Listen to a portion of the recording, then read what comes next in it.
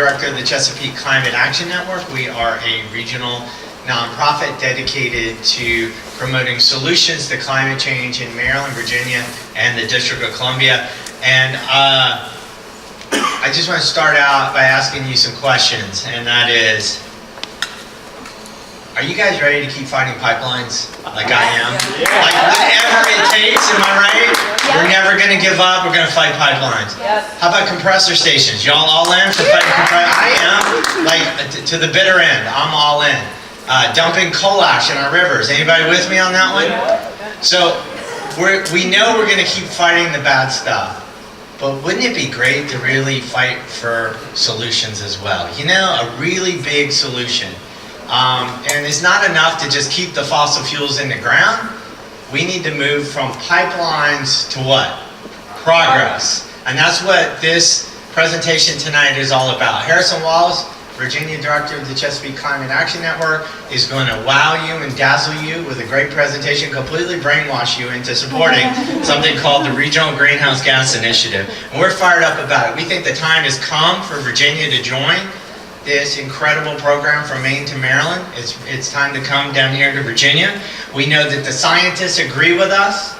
The Intergovernmental Panel on Climate Change just rocked everybody's brains all over the world in October and said basically we have a decade to completely start turning the ship around, to cut emissions in Virginia and worldwide in half. I mean, we're out of time. We need big solutions. This is a good start. There's more to come in the next 2 or 3 years in Virginia, but joining Reggie is like a baseline. We got to do it, and you'll hear more about that. And the Trump administration itself has said that climate change is already affecting human health and the economy all over the United States, and we know that that's happening right here in this region. So we're excited. We were in Fredericksburg Monday night with this presentation. That was the global world premiere Fredericksburg got to see. So we worked out a few kinks, and this is round 2. Then we're off to Stanton, and then Virginia Beach. So without any further delay, I present to you Harrison Wallace of the Chesapeake Climate Action Network.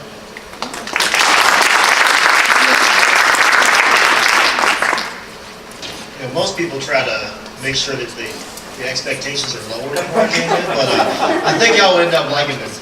But good evening, everybody. I really want to thank y'all so much for taking the time out of your busy schedules to join us tonight. I know that getting here at 6 o'clock on a Wednesday is tough, and I really appreciate that. So we're here tonight to have a great community discussion on climate change, but really about how it is already impacting both our daily lives and our constant struggle for social justice. And for those of you who don't know me and didn't hear that great introduction, my name is Harrison Wallace. I am the Virginia Director here at the Chesapeake Climate Action Network. And over the course of this evening, we're going to hear a bunch of personal stories, including mine, and even have the opportunity to work on our own. And we're going to focus on this skill of storytelling because there really is nothing like a powerful personal story that can get people to take action on the biggest issues of our time. So before I get into why you should care about climate change, I want to get behind a solution that will get Virginia on track towards real progress. I wanted to spend a minute telling you about how I got here.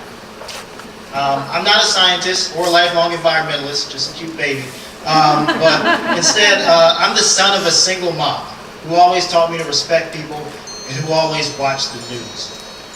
It was tradition in our house that the dinner time programming would consist of NBC World News, and that the general soundtrack to our lazy Saturdays was a medley of talking heads on CNN. And I can't say that I was always paying attention, but the one moment that always stuck with me during that disaster coverage that was happening all the time in the early 2000s was the coverage of Hurricane Katrina. For the first time, I saw a group of people who I saw as peers, who looked like me, who were fellow citizens, being called refugees and looters in their own land, in their own backyards. And no one was prepared for that storm. No one had ever seen anything like that storm. And for weeks I watched the situation unfold, and everything around the Gulf Coast just seemed to get worse, especially for our vulnerable communities. But one moment that continues to be seared into my brain from that time was a photo of 2 men using wooden planks to paddle a raft across high water at the end of a bridge. There's no help in sight, and there's nothing but destruction behind them. And I decided then and there, at that young age, that I wanted to spend as much of my time as possible helping vulnerable communities like those in New Orleans, so that my future kids wouldn't have the same situation unfold on their TV screens, or God forbid it, in their own backyards. Now, the news taught me that politics is the way to go if I wanted to help create change and create the massive shift that will change things to the better. So I started my journey working on political campaigns that seemed to appeal to my ideas. But after a few years of that, as many of you know, I got tired of looking to a candidate to be the hero that will make all my hopes and dreams come true. And instead, I wanted to work in the community to actually hold these decision makers accountable once they get into office. So that's how I got to CCAN. In 2014, I joined the team as a Hampton Roads organizer, really coming full circle to what inspired me to work on climate change, working in the community that's second to New Orleans, is most vulnerable to sea level rise.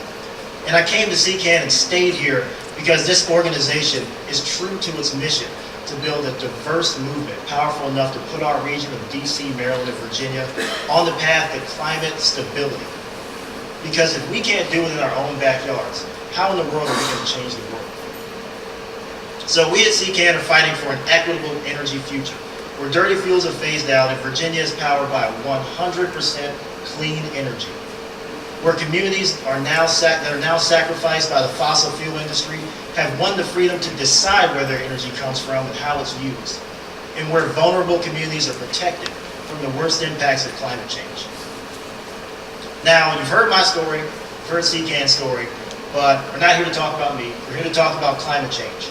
Not just because of storms like Hurricane Katrina, but because climate change impacts every single one of us in this room right now. And what does that really mean? Well, it means that thousands of people in California had to evacuate to escape the wildfires. Those are victims of climate change. It means the folks in North Carolina who were forced from their homes or had their water poisoned by toxic runoff due to Hurricane Florence. Those are victims of climate change. But I said us, the people in this room. So I'm going to take a poll real quick. Who here knows someone who's been impacted by the 9 freak tornadoes that came out of Hurricane Florence? Who here knows someone whose asthma or allergies have gotten worse over the last decade? And who here knows someone who has dealt with historic flooding? See, it's not just on the coast. These problems are getting worse all over Virginia. And when it comes to the climate crisis in Virginia, it's like we're a car that's speeding towards a cliff. Burning fossil fuels like coal and frack gas are heating up the atmosphere and ruining our planet, making storms worse, summers hotter, extending the droughts that lead to dangerous fires like the tragedy in Paradise, California. But if we don't begin a seismic shift away from those dirty fuels and towards clean energy quickly, and like cut it in half in 12 years type of quickly, then things will only get worse. So we have the moral responsibility to do something right now. Now, luckily, as many of you know, there are clean and renewable ways to get our energy, and they're getting pretty cheap. Within the next few years, Virginia's solar energy capacity could increase tenfold, and we could see the first offshore wind turbine coming to Hampton Roads. Electric cars are becoming more affordable and easier to charge on the road every day. And even big companies like Facebook and Amazon are demanding that the new projects they're building in Virginia come with 100% clean energy. And projects like this aren't happening just because they're the right thing to do. Let's face it, they're happening because they're just as cost effective as coal and natural gas. So if we know that this is a problem, and we know there are real solutions, and we know we're running out of time, then why in the world aren't we doing anything bold and ambitious in Virginia? And the answer to this complicated problem can be summed up in 2 words: Dominion Energy. The electric monopoly has been using their image and money to write the very rules that we have to play by in our regulated state. And those rules are written so that Dominion makes more money the more that they build. And that's why they're racing to build more pipelines and more frack gas infrastructure. So this event is called From Pipelines to Progress because we need to move in a new direction and start writing the rules. And Dominion's motive is not to save the planet or to cut down on pollution. is to make more money for their executives and their shareholders. And the biggest rate of return comes from expensive projects like pipelines and power plants. But with every new mile of pipeline, or every new power plant, monopolies like Dominion are not only contributing to that next 1,000-year storm or wildfire, but also to that asthma attack or that missed day of school in your community. So here's a picture of Dominion executive Tom Farrell and former Governor Terry McCullough. As you can see, they're good pals. This is when Dominion first proposed its Atlantic Coast Pipeline, or ACP, for frack gas. You've probably heard of the ACP. It's a $7 billion boondoggle that will spur more fracking and more dirty energy usage. And around the same time, another polluter named EQT proposed a potentially disastrous 300-mile pipeline project called the Mountain Valley Pipeline. Early construction of this project has wreaked havoc on landowners in Southwest Virginia, leading some of them to risk arrest to get this, protect their own property from destruction. Even after serious backlash to the MVP, the company is now proposing an extension to the project called the MVP Southgate, which would add another 70 miles to destruction. And in climate terms, the ACP and the MVP are like adding 45 new coal plants to our region. That's right, 45 new dirty, asthma-inducing coal plants. And Dominion pressured Virginia lawmakers and regulators into believing that we need them. Now, we all know energy from frack gas is horrible for our planet and dangerous for regular folks everywhere, from the point of extraction to the final destination where it's burned. But there's a misconception with frack gas. It's considered a bridge fuel to cleaner sources of energy, when in fact it's really just a bridge to guaranteed profit for energy monopolies like Dominion. Dominion fooled Virginians by saying, hey, there's no way we will meet future demand without frack gas. If y'all look at that blue line right there, that is the actual regional market showing that demand is barely going up.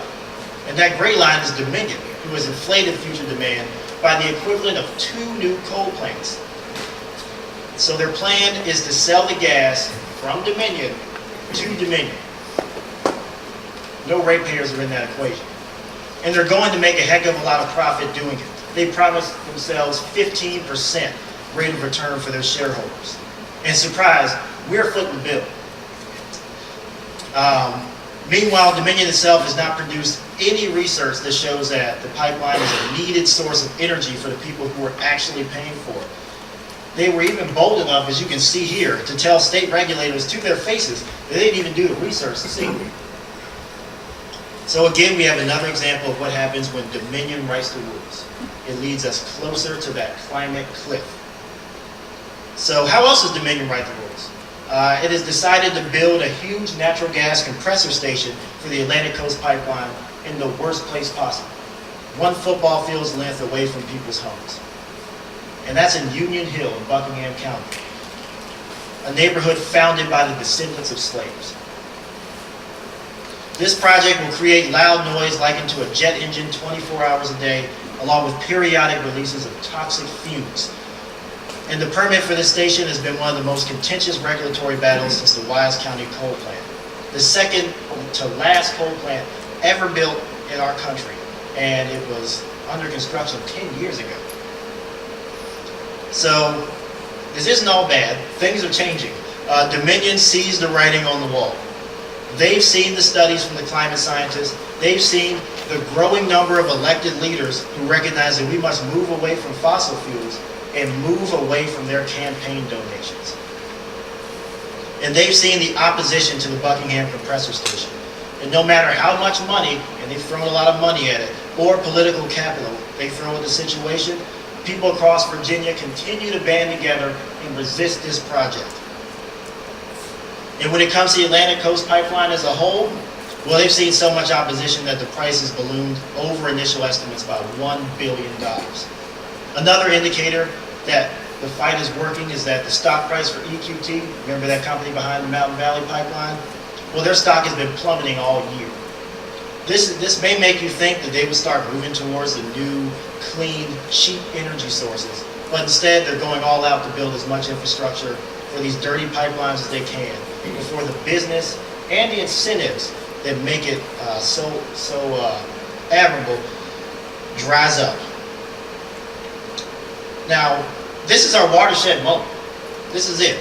We can grab the wheel from Dominion and put them in the back seat for good. We can start writing the rules that benefit our livelihoods and our pockets instead of Dominion's shareholders, because we need to proactively fix our energy policies, and we can do it. You probably remember me saying that CCAN's vision for getting Virginia to 100% clean energy. Well, this won't happen right away, and we can take a step in the right direction beginning next month. It begins with Virginia joining the Regional Greenhouse Gas Initiative, and we call it RGGI. This plan will force polluters like Dominion to reduce their pollution every year and begin investing in solutions that will help us, the people, solve the coming climate crisis and help vulnerable communities who are feeling the effects of climate change right now. Now, sticking with my theme of storytelling, I'd like to show you a video that shows the story of RGGI and what it can do for the Commonwealth.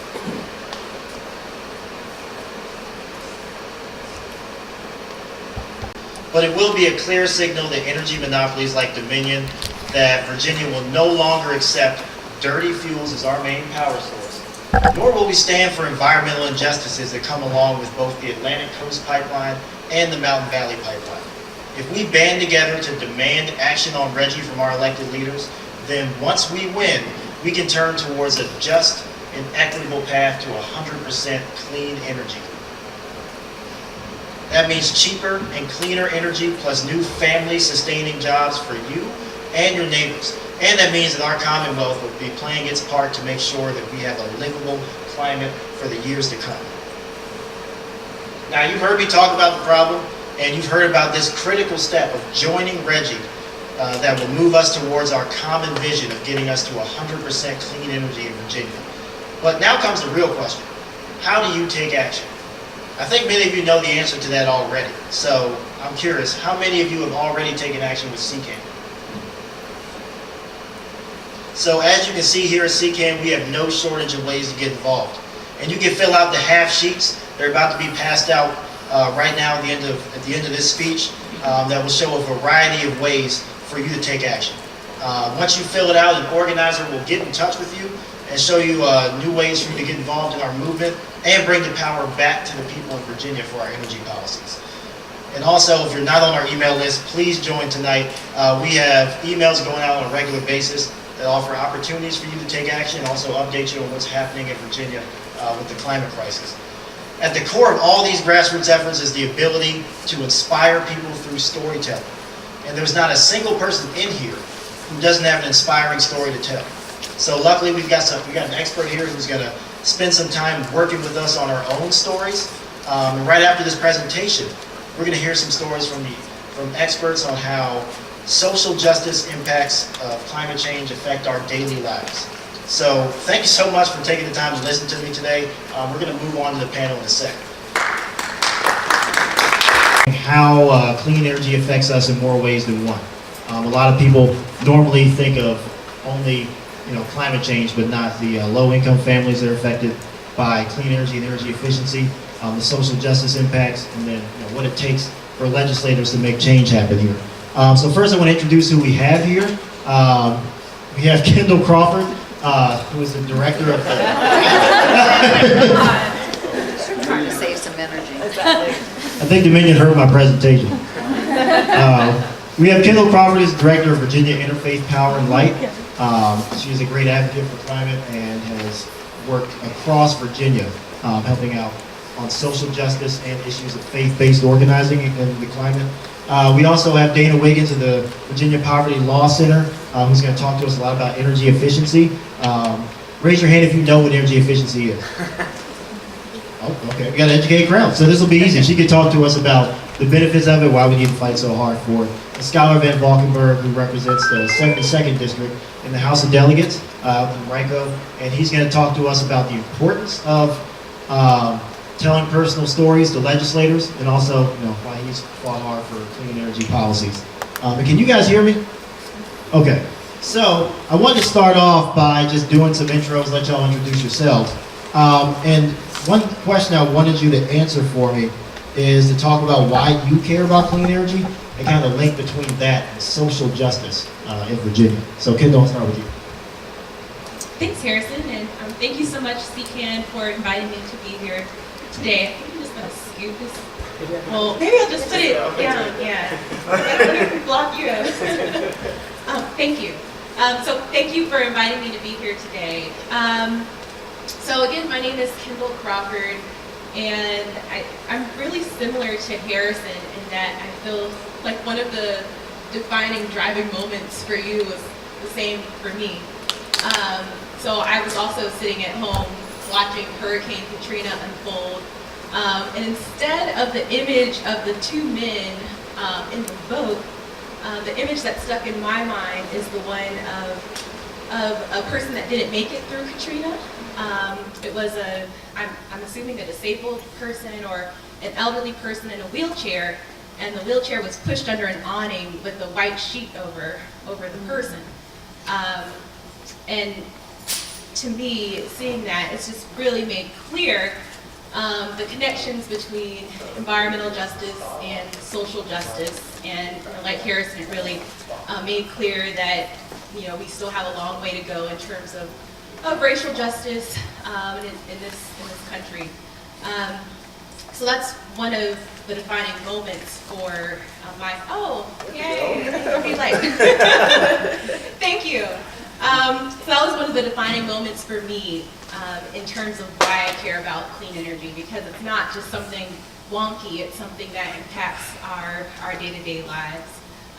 So Virginia Interfaith Power and Light, we work with people of faith, and we know that climate change is already worsening a lot of the issues that people of faith currently work on. So if you're thinking about issues like health or sickness, immigration, migration, hunger, all of those issues are being made worse by climate change. And so I really see it as being a moral issue.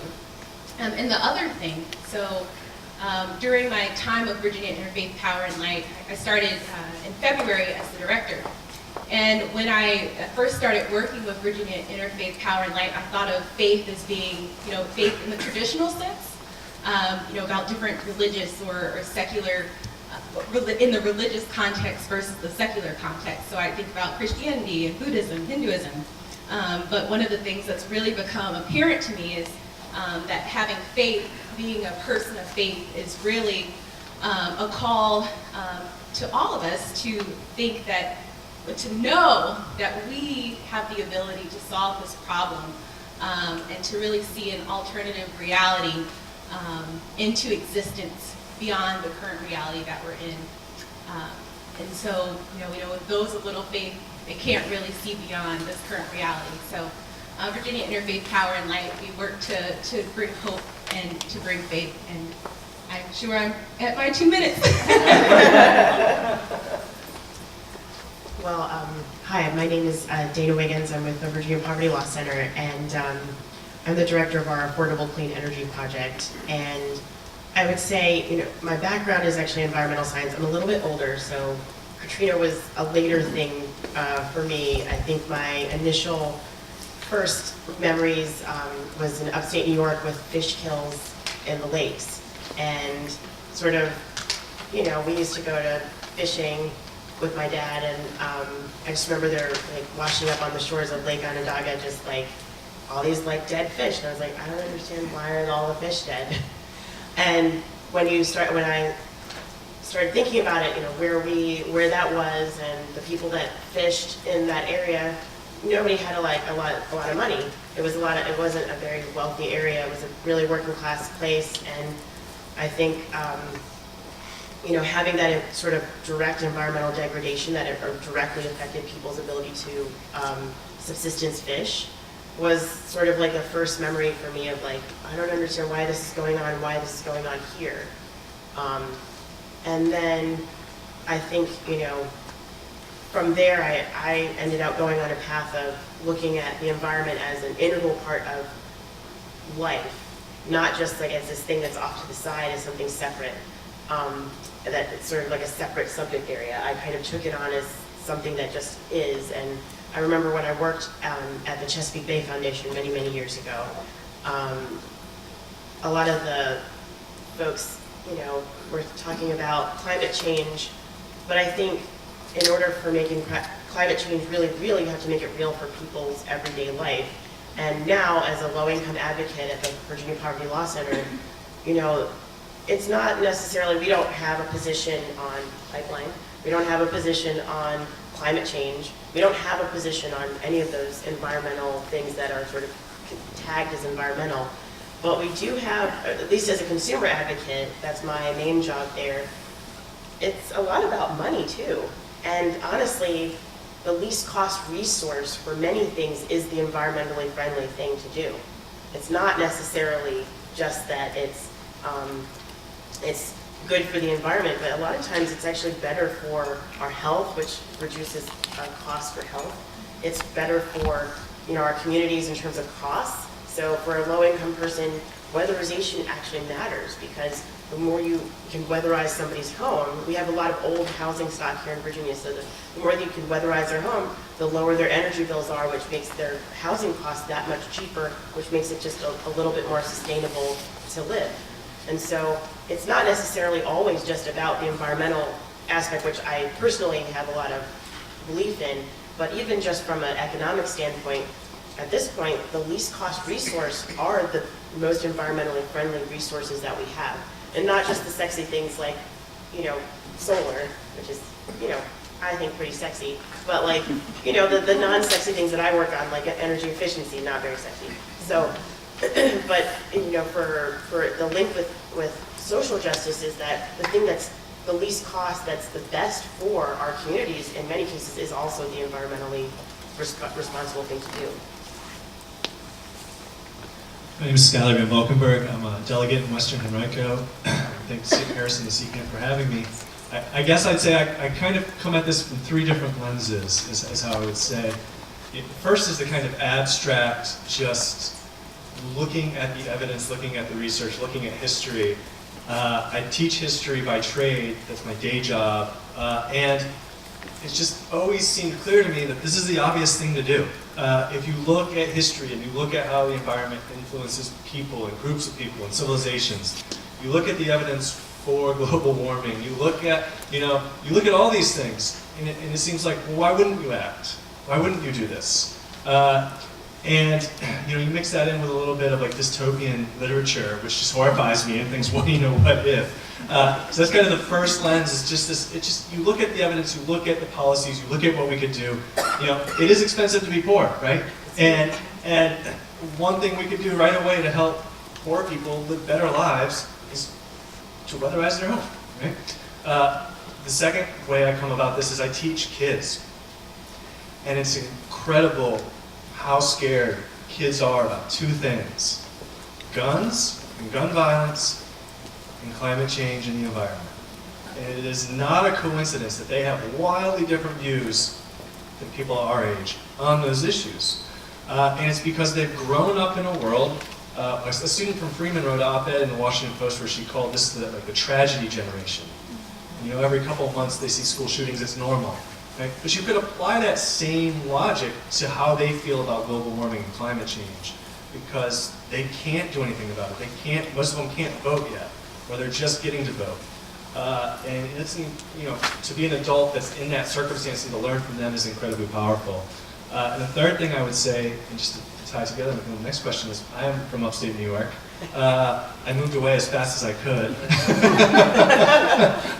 It's too cold, no offense. But I did grow up in a country area, and I did grow up on the environment, and we can't survive without it. We can't survive without it. And so, even if we take, even if global warming is a hoax, right, and even if all these things, which of course it's not, right, why wouldn't we want to try just in case? Because we're only going to have that environment as long as we protect it and as long as we save it. And as more and more parts of upstate New York, for instance, are harmed, that's it's hard to get back. And so I think that's a precious resource that we should be fighting for. Thank you so much. You were powerful. So I'm actually going to go back to you, Delegate, and I had a question. about personal stories. That's the other half of what we're doing tonight. And I want to know if you could give an example of how personal stories influence you as a legislator, on climate or otherwise. Yeah. You know, I think the power of personal stories is we're humans. We like narratives. And the way that plays out in policy, I think is, the default when you're staring at the TV, or you're staring at the paper, or you're thinking about an issue, the default is to go to your ideology. Whatever that is, liberal, conservative, pragmatist, your default is to fall back on your first principles. And that's why a lot of times, right, you can see party line votes on issues, or you kind of know the response you're going to get when you go into the legislator's office. And personal stories are important, not just for breaking that down among legislators. I would argue they're actually more important when you're breaking it down for their constituents. And you're making their constituents understand why this is real. Because that filters up. And, we can't be experts on everything. We're a part-time legislature. I have a full-time job. I try to be an expert on as much as I can. And I think I'm more of an expert. I'm not an expert on climate change and the environment, but I know more about that than I know about, say, like proffers and home building, okay?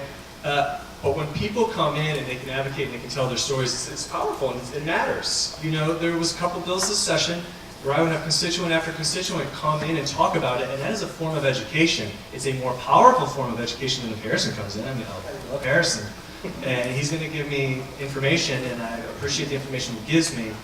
But when other people come in, that's more important. If you'll indulge me, when I got this question, I love literature, and one of my favorite authors is Zadie Smith, and she just wrote this collection of essays. It's called, you can look it up later, it's called Elegy for Our Country's Seasons. And she talks about, this issue, climate change. And she's talking about how do we figure that out in this era we're in. And she says, oh, what have we done? It's a biblical question, and we do not seem able to pull ourselves out of its familiar, essentially religious cycles of shame, denial, and self-flagellation. This is why the apocalyptic scenarios did not help. The terrible truth is that we had a profound historical attraction to apocalypse. In the end, the only thing that could create the necessary attraction in our minds was the intimate loss of the things we loved. Like when the seasons changed in our beloved little island, or when the lights went out on the 15th floor, or the day I went into an Italian garden in early July, with its owner, a woman in her 80s, and upon seeing the scorched yellow earth and withered roses, and hearing what only the really old people will confess, in all my years I've never seen anything like it, I found my mind finally beginning to turn from the elegiac, what have we done, to the practical, what can we do? I think there's a powerful message in that. Because I do think when you fall back on your ideology, when you fall back on what you kind of know, when you fall back on the dystopian, post-apocalyptic worldview on your television, it does become very much, what have we done? But when people go out and educate constituents, citizens, voters, legislators, it becomes a what can we do? How do we get this done? You saw that most powerfully with Medicaid last year, and over the last 6 years. Those stories are incredibly powerful of people getting health care. And that helps create a movement of people to vote on it that got me in office. So I don't know if that answered the question, but I'll stop there. That deserves a round of applause. And this is a great time, since I'm a former organizer, to plug that you can go and talk to delegates like Delegate Van Valkenburg at our lobby day on January 14th. So if you want more information, go see Jam in the back, as well as Jessica. They can tell you a lot more about it, and hopefully you filled out that half sheet.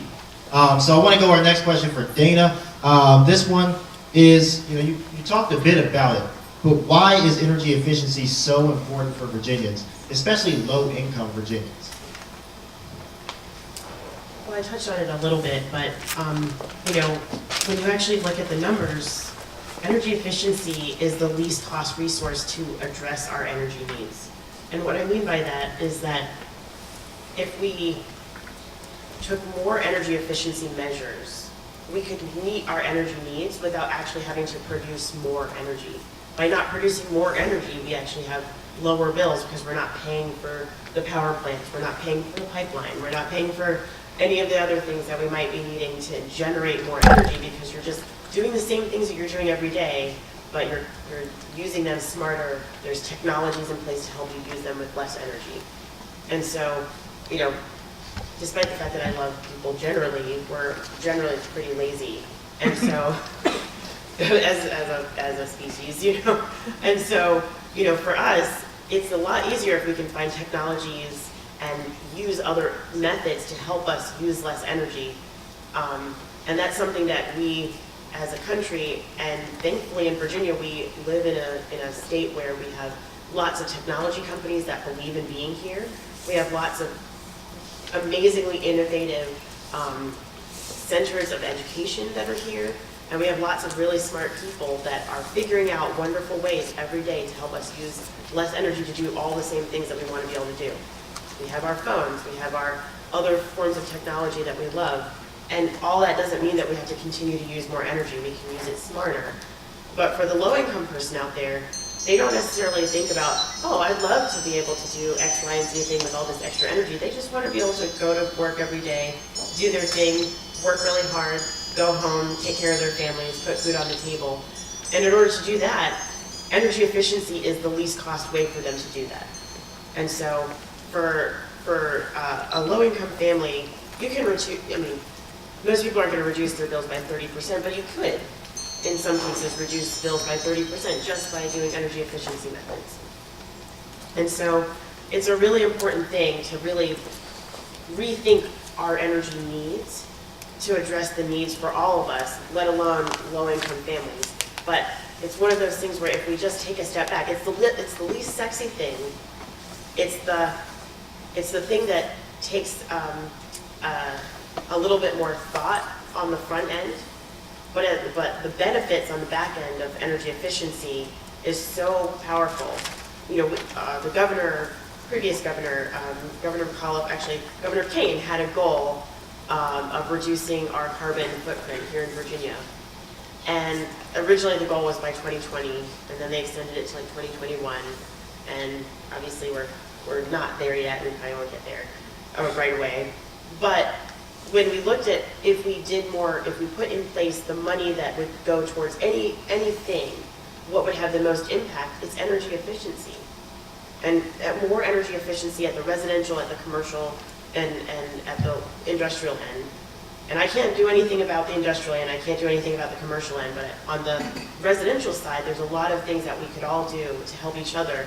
And by maybe investing a little bit in those low-income families through our rate base, through our, you know, as a ratepayer, you'll get that much bigger a dividend on the back end so that you can actually, will have more energy for all of us and actually help low-income people have sustainable lives. Thank you. I don't know if you'll plug it, but they have a great report on how our bills are made up, why they're so expensive, comparison of rates, riders, and bills. So please go to, I think it's vplc.org. vplc.org/learn/resources. It's available on our website. /learn/resources. So I want to move on to Kendall, and I wanted to kind of, you know, get an idea of how this is impacting the community, especially the faith community. So I'm interested in how you've seen climate change or fossil fuel pollution infrastructure impact the faith community or the communities that you work in. Well, it's already impacting faith communities around the Commonwealth in a variety of ways. So I know you mentioned Union Hill during your presentation. So the folks over in Union Hill, we've been also helping to support them in their resistance to the compressor station, the Atlantic Coast Pipeline. And so there are some really amazing faith communities out there in Buckingham County. So there's Union Hill and Union Grove Baptist churches. And there's also the Satchidananda Ashram Yogaville, which is an interfaith community. And so we've been supporting and working with them. And you know, we've seen the impacts firsthand of not only how you know, pipeline is fracturing the land, but it's also, you know, fracturing communities as well. So, sorry, I was just responding to the 1 minute over there. So that's one way that we've seen. Looking towards Hampton Roads. So I actually grew up in Hampton Roads. My childhood home wasn't always in a flood zone, but our backyard is now in a flood zone. And actually, one of the Unitarian Universalist churches down there, I think it was in Norfolk, they actually had to relocate because of flooding and sea level rise. So we've seen negative impacts in multiple parts of the state. And I suppose if I can have a little bit of time to talk about the positive aspects as well. We've also seen congregations choosing solar panels and maximizing energy efficiency to curb dangerous carbon pollution. For instance, I was just talking to some folks over at River Road United Methodists here in Richmond, and they've really been making a lot of investments in energy efficiency.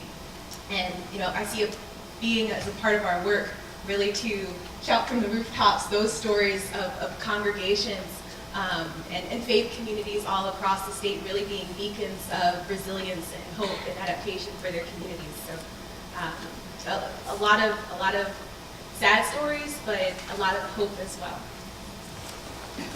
Thanks, Kendall. Yeah, no, there's brevity to their answers, so hopefully you can get to talk to them after this too. We have a packed night. I did want to give one more question before we have to wrap this up and start learning about how to tell our own stories. And also, on the issue of Union Hill, there's going to be a prayer vigil on Sunday night at 7:30 at Richmond Hill. Kendall, tell us what Yeah, so a number of organizations have been working on an interfaith prayer vigil on Sunday night.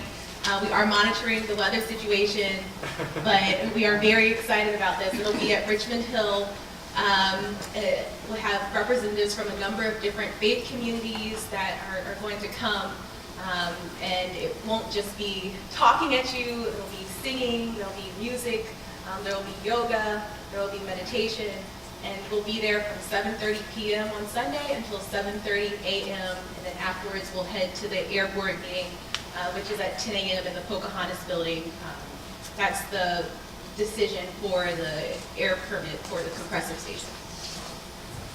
Thank you. Yep. And please be there on Monday. We need everybody possible at the Pocahontas building. So this one, Kendall, you're on a roll right now, so I'm gonna go back to you.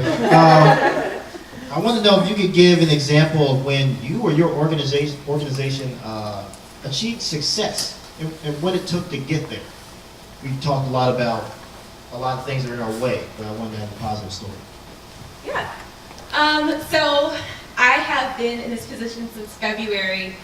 So Virginia Interfaith Power and Light, we've recently relaunched. So we're really excited to be a part of this community, to be more of a part of it. We were there before, we just didn't have any staff capacity. So this year we've seen a number of really exciting successes. And I think that the one that I celebrate the most is when we hear of faith communities deciding to launch green teams in their churches.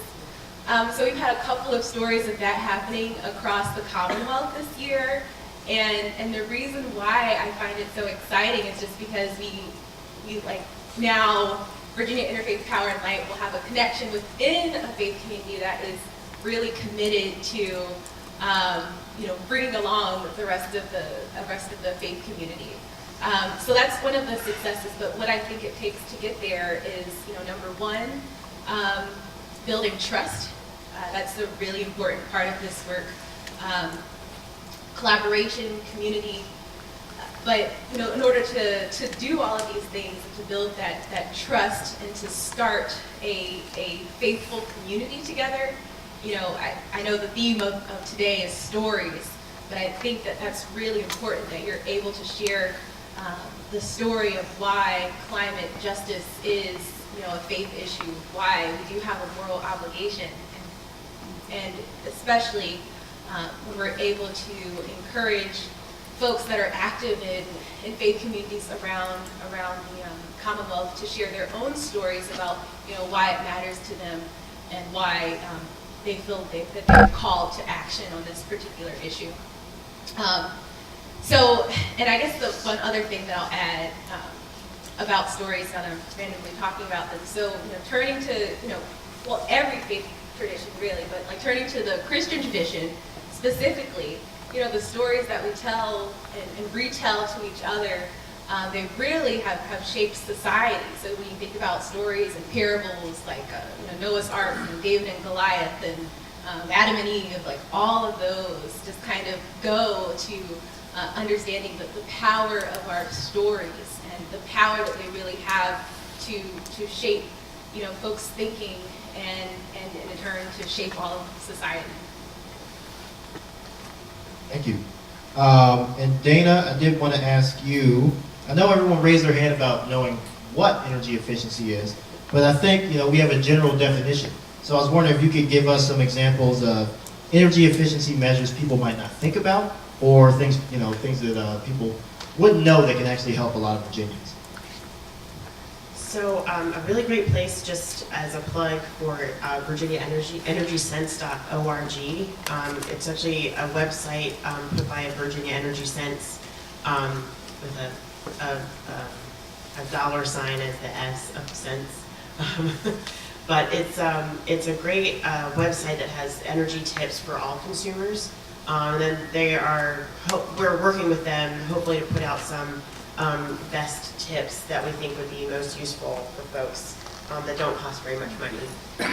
But one thing that I think a lot of people don't think about is actually the electrical sockets in your house, oddly. Caulking them to the wall is actually a good idea, and putting insulation behind them because they're a huge source of heat just leaking out of your house. I never actually thought about that until I moved. But it actually is a really useful thing to do that can actually save a lot of money just like in a random place, and depending on how many outlets you have in your house, could be actually pretty useful and fruitful. And then most people know about, if you have a programmable thermostat, use it for sure. But as far as some of the things with your water heater, having your water heater at 120 degrees as the maximum temperature, not only does it help with if you have little ones like I do to keep from scalding, but it also, it will be hot enough for showers, but not so hot that you're overheating water that you then will have to cool down with cold water, which is a waste of energy on all parts and a waste of water. So that's another one of those tips. And then, definitely wrapping your like pipes that are exposed are one of those things that just let heat out of the house, that are things that I actually really never think about because I don't see the pipes. They're in a crawl space under my house, like most people, or in your basement. But wrapping those pipes, insulating the pipes can actually be a good way of keeping heat. And those are all things that are fairly inexpensive to take care of. Not the programmable thermostat. I mean, your average low-income person, and myself included, I don't have a Nest, right? I don't have money for that. But I do have money to put, heavy-duty curtains once, every once in a while. Open or close them depending on whether you want to heat or cool your house. Wrapping pipes is fairly inexpensive. And if you do it yourself, obviously that's a lot cheaper. And just thinking, more about how you use energy. So, things that like the hot water heater, that's literally just turning the temperature down. It doesn't cost you any money. And so there's a lot of things that you can do that really don't cost anything that are really, really helpful. But obviously caulking windows, and there's a lot of other measures, sealing up, making sure there's no holes in your roof, which is a huge issue. But those things do cost money to fix. But there's a lot of tips and a lot of things out there that people might not think about, but they're really helpful in keeping your energy bills down, particularly if you're a low-income person and you could use every penny that's available to you. Some of those measures actually might make a real difference at the end of the day. Thanks. And Delegate Van Valkenburg, I wanted to ask you, we talked about personal stories, but why is it so important for people to show up, to come to the legislature and talk to you? Here it's easy, but everywhere around the state we need people to show up. So I just want to know why you think that's so important. Democracy is all about showing up. That's a government teacher in me right there. I mean, it's about voting, it's about showing up, it's about being a presence. You know, when we talk about, at the beginning of the presentation, when we talk about Dominion Energy, what's one of the one main reasons that they're very influential? Is they show up, right? They're always there. They are always out in the community, for good or ill, right? And showing up matters. Showing up matters. If I can kind of flip that into the first question you asked, which was like, tell us the story of victory. You know, sometimes victory is about like both getting lucky and being good. And if you take Medicaid expansion as an example, we had spent 6 years, and I shouldn't even use we. People had spent 6 years laying the groundwork for that. But we were still in I'm a Democrat. Democrats were still in the super minority in the House of Delegates. It was a pipe dream. Then a certain man got elected president. And all of a sudden, people's awareness of these state elections in 2017 went through the roof. All of a sudden, people were outraged. They were active. And you take that and you take all the groundwork that people have been laying for Medicaid expansion, and all of a sudden, there is this network of people out there who are ready to be educated, but there's people there to educate them. And so, you know, if you watch candidates, a lot of candidates didn't run against Donald Trump. A lot of candidates ran for Medicaid expansion. And when we won, we got it done. Well, you have a similar thing right now with the environment, I think, because we've got a couple things happening. One is you've got cost of clean energy coming down rapidly. But the second thing is we're getting these reports that are horrifying. And so the public's attention is there. And if you look, you've got both ends of the Democratic Party speaking on this. You got Ocasio-Cortez, I think I said her name right, I always butcher her name, talking about a Green New Deal. But on the other end, you had Mayor Bloomberg in Iowa yesterday saying if he runs for president, he's going to run for president on energy, you know, clean energy. So you've got both sides of the Democratic Party talking about this issue. And so what do we need to fill the oxygen? We need people. We need people on the front end before the election, because if you don't get the right people elected, you're not going to get what you want. And then we need people on the back end, because once you elect those officials, you've got to hold them accountable. And you've got to make sure that you've got to make sure that they see you and that you're there. And I think, you know, that's the sweet spot of democracy. It's one part opportunity and it's one part the hard work you put in. And so, yeah, I mean, I wouldn't say just come to the legislature, although do that. Right? Do come to the legislature, do fight for Reggie, we should get that done, right? Do fight to help us expand clean energy projects. Do fight to make it so that we embed more clean energy projects, or like small energy projects into the rate freeze bill, right? We open that up and do more of that. But also be out there, we got an election coming up in November. If we want Reggie, we got to get 2 more seats in both houses. I mean, maybe the Republicans will vote for it this year. Maybe. Right? They didn't last year. And so, we got a campaign to run. So, that's not bad. Well, again, I want to thank you all for joining us. I'm going to let you say whatever you want to leave this crowd with. The question is, you know, why personal stories are important to your work or issue. And I think it can affect everything that y'all do. But I think all of you have answered that question already. So whatever you want to leave people with, feel free. You got a minute? Well, thanks. So I suppose I'll leave folks with, I truly feel that personal stories are, you know, the most powerful tool that we have in this movement, in terms of building the movement, in terms of reaching new people and new communities, in terms of not just preaching to the choir. So numbers, figures are great, but one of the things that I've learned over the past few years, and definitely since February, is that it's the stories that we tell that stick. I'll say about personal stories, that's it. The reason why the Virginia Poverty Law Center is in this space at all is personal stories. I work, the better part of my job is running a hotline for people that have issues with predatory loans. And for the last 10 years, I've been listening to stories about people having issues with money. And the number one thing on their list that they get a predatory loan for are utilities. And the more you hear stories like that, the more you hear that people are in debt over their utility bills, the more you start thinking, well, why are their utility bills so high?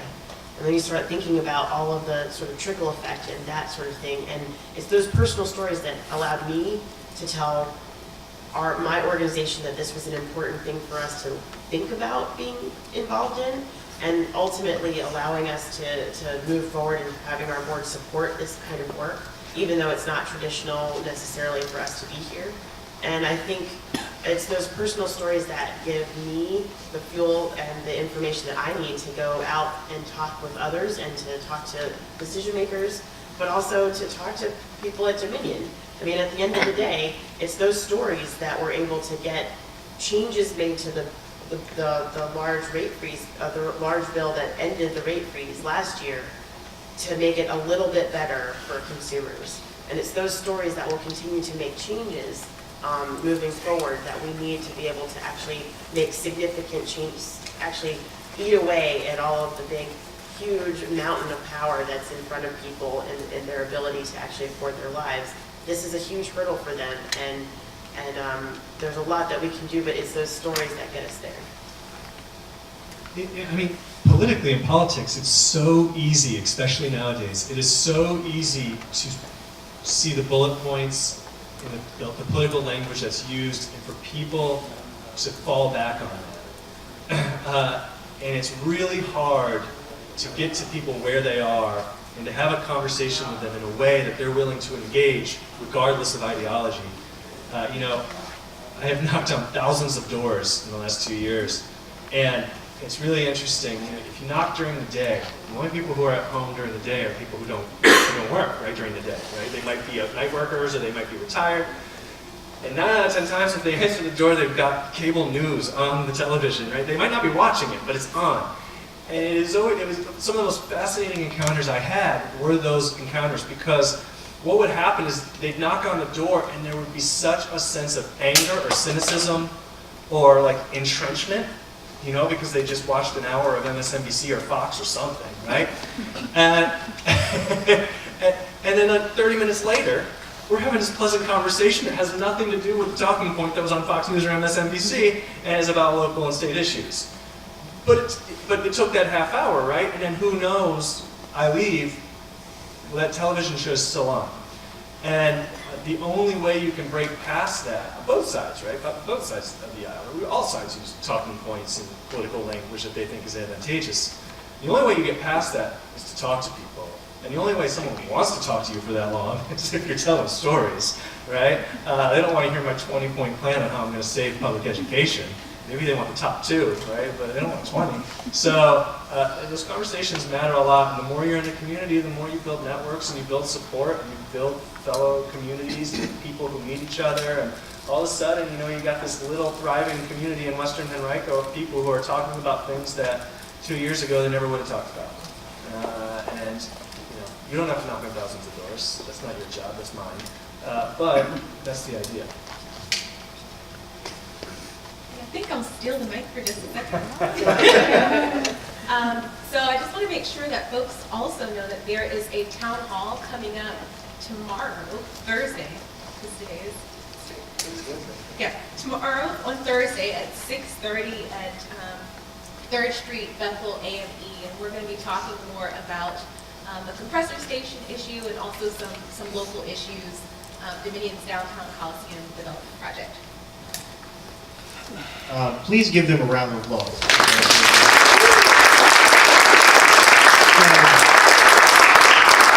Now we're going to learn how to tell some stories so that we'll be able to go and, I think we got him convinced, but we can go in anyone's office that we need to influence our legislators and get our friends to move to action. So thank you all. If you could help me by sliding this back, and we'll get the screen back up.